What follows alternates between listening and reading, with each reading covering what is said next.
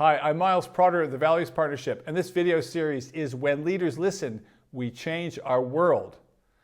And right now, in Listening 2.0, we're looking at what stops us from listening. And today I'm going to talk about the problem of avoiding difficult conversations.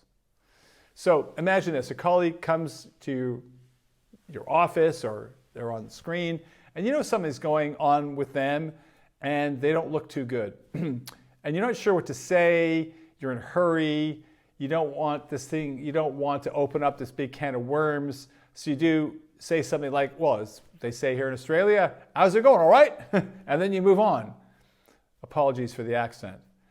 And you avoid asking, how are you, right? And waiting for a response, because he might actually just tell you.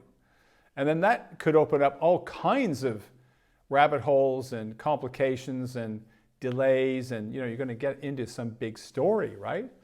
And you think, well, I'm just not going to, right? It's just much better to get on with your day and hope someone else deals with them. And then you think, well, doesn't the guy have a wife? Doesn't he have friends or a family?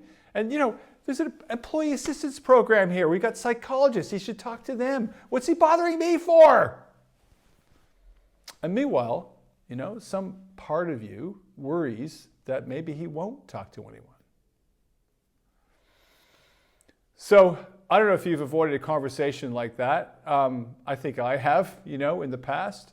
And I think the best way to look at it is from the point of view of the person who's being avoided.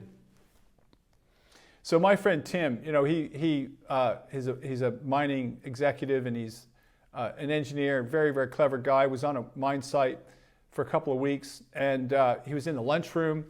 And he noticed a guy, sitting over there in the corner by himself, an older gentleman, and someone, whispered to him, said, that guy over there, his son died, and they named that meeting room after his son. And Tim, goes, oh, okay, thanks for telling me. But still he notices, this guy's over there and no one's talking to him, right? So next day, Tim goes over, sits right beside him, says, how you doing? And they start talking, and the man tells him his story, including about the passing of his son. And then after about 20 minutes or 25 minutes, the guy says to Tim, he goes, you're the first person who's asked me how I'm doing since my son died. And, I know it's really uncomfortable for people, and because they actually, sometimes even avoid me in the corridor. This isn't some little startup prospecting thing. This is a major blue chip mining company with an employee assistance program and all the psychologists in the world. And yet still this guy is sitting there suffering by himself at lunch. So what's going on, And you think, then you think, how many other conversations are we avoiding, right? With customers, colleagues, suppliers. Like, because they're just too difficult. We tell ourselves, we'll get around to it someday, or hopefully someone else will deal with it when because we're too busy, right? And the meantime, right, these expectations are not getting sorted out. All right, bullying and abuse is happening, not getting challenged.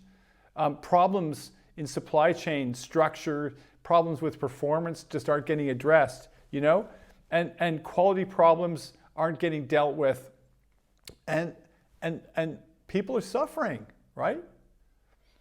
So there's no other way other than just to gather up the courage and say, hey, how are you doing? Or, hey, let's sort this out, and just listen. And if the person's angry or upset, well, schedule in an hour to have the conversation, because it'll be worth it. You'll be giving someone a gift. So I hope this has been helpful. Next time we're going to have Listening 3.0, which is all about asking good questions. So see you then.